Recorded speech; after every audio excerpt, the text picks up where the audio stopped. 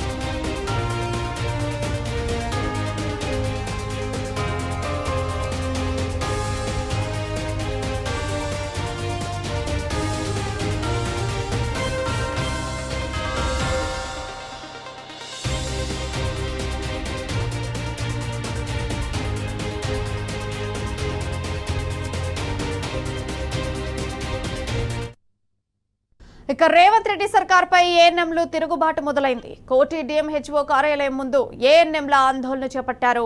ప్రభుత్వం తీసుకొచ్చిన మొబైల్ యాప్లను రద్దు చేసి పని ఒత్తిడిని తగ్గించాలని వారు డిమాండ్ చేశారు. ఎంహెచ్ఆర్బీ ద్వారా ఖాళీలను వెంటనే భర్తీ చేసి 7 నెలల ఏరియర్స్ వెంటనే విడుదల చేయాలని డిమాండ్ చేశారు.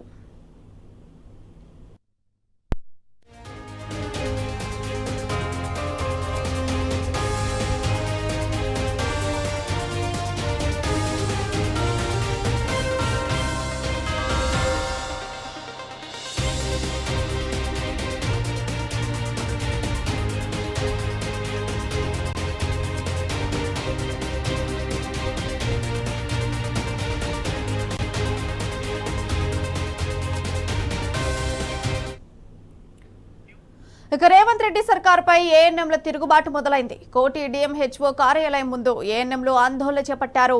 ప్రభుత్వం తీసుకొచ్చిన మొబైల్ యాప్లను రద్దు చేసి పని ఒత్తిడిని తగ్గించాలని వారు డిమాండ్ చేశారు.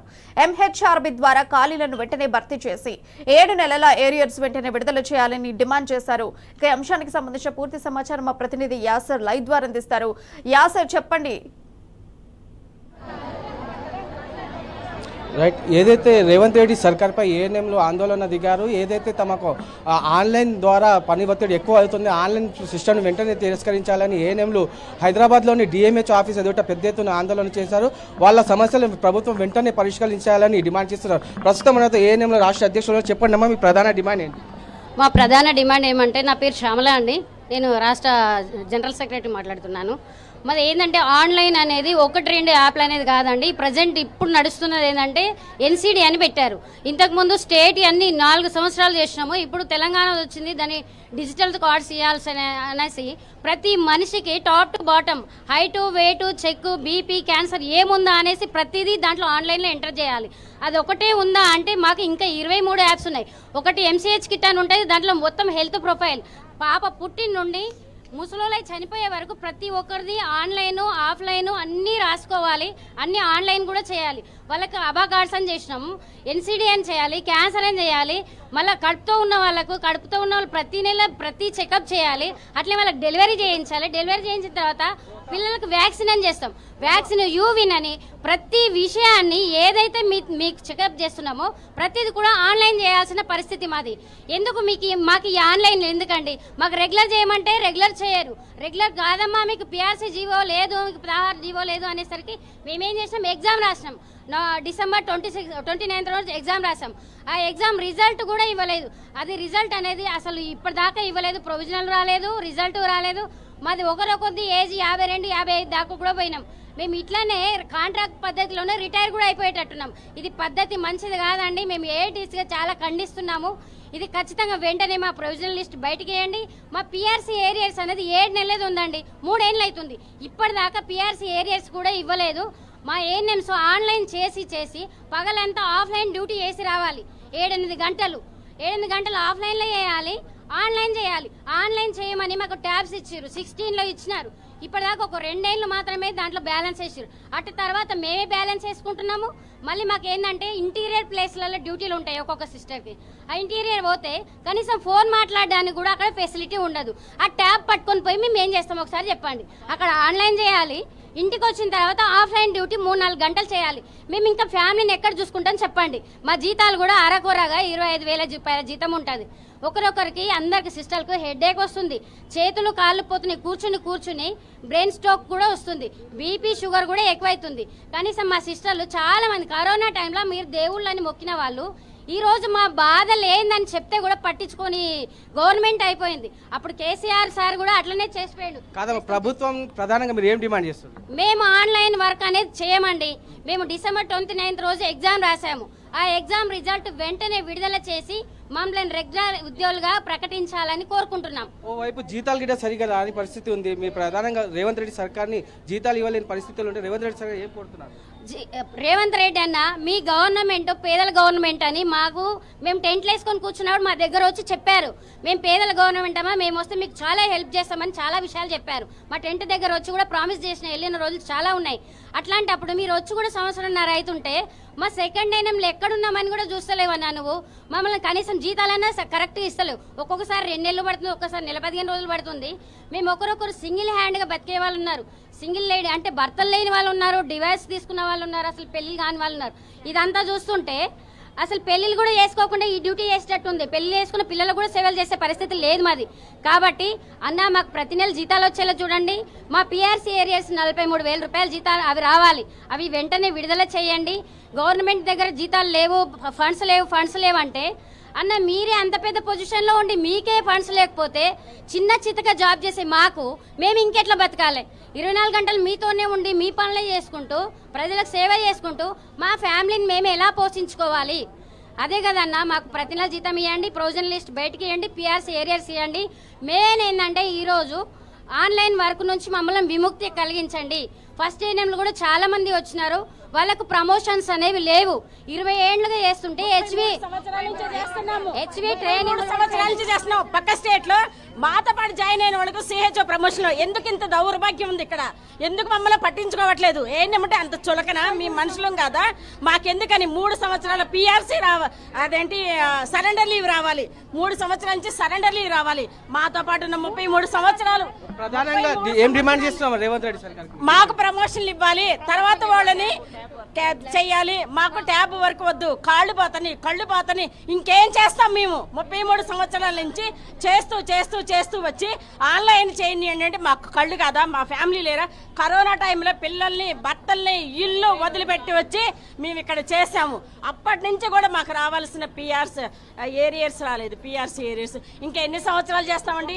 ఇంకేం చేయాలండి? ఆన్లైన్ ఇంకేం చేయాలండి? మేము ఇన్ని సంవత్సరాల నుంచి చేసుకుంటూ వచ్చాము. పక్కన స్టేట్లో మాతో పాటు చేసిన వాళ్ళకి సిహెచ్ఓ ప్రమోషన్లో ఉన్నారు. మేము చేసిన దౌర్భాగ్యం ఏంటి? అది గవర్నమెంటే, ఇది గవర్నమెంటే. ఎందుకని మమ్మల్ని ఇక్కడ ఈ స్టేట్లోనే ఎంత సులకనగా చేస్తున్నారు? చేసేదంతా మేము పిల్లలకు వ్యాక్సిన్ చేయాలి, గర్భిణితో ఉన్న వాళ్ళని చూసుకోవాలి, క్యాన్సర్ వాళ్ళని చూడాలి, అందరినీ చూడాలి. కానీ గవర్నమెంట్ మమ్మల్ని ఎందుకు చూడట్లేదు?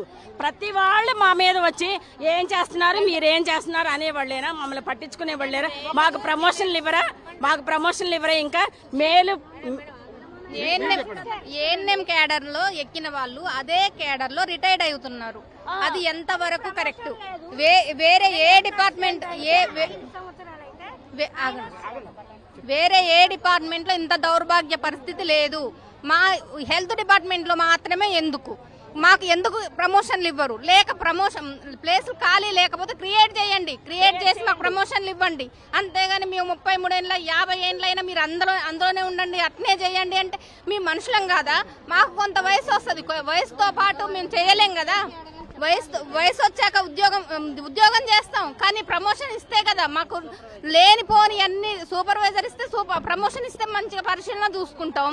అంతేగాని అదే వర్క్ చేయండి, మీరు ఏదైతే ఎక్కారో అదే క్యాడర్లో ఉండండి అని ఎన్నేళ్ళు చేయాలండి? కళ్ళు పోయినాయి, కాళ్ళు పోయినాయి అందరికి. పాపం ఎన్సీడీ చేయమంటున్నారు ఇప్పుడు కొత్తగా. ఆల్రెడీ మేము చేసాం ఎన్సీడీ చేసిన వర్క్నే మళ్ళీ చేపిస్తున్నారు మాతో. దయచేసి సెంట్రల్ వాళ్ళకు ఒకసారి చేయాలట, స్టేట్ వాళ్ళకి ఇంకోసారి చేయాలట. సెంట్రల్ వాళ్ళ దగ్గర నుంచి స్టేట్ వాళ్ళు తీసుకోలేరా? ఆ డేటాని తీసుకోలేరా? మళ్ళీ మేము ఎందుకు చేయాలి? అమ్మ మీరు చెప్పండి, ఎన్నేళ్ల నుంచి పని చేస్తున్నారు, మీకు ప్రమోషన్ ఎందుకు వస్తుంది? నాకు 28 సంవత్సరాలు. వచ్చే జనవరి రిటైర్మెంట్, సూపర్వైజర్ ప్రమోషన్ లేదు. మా కళ్ళ ముందు 5 ఇయర్స్ హెల్త్ అసిస్టెంట్ జాయిన్ అయ్యి 5 ఇయర్స్ అయిన వాళ్ళు సిహెచ్ఓ కొత్త వాళ్ళకి మేము నమస్తే పెడతాం.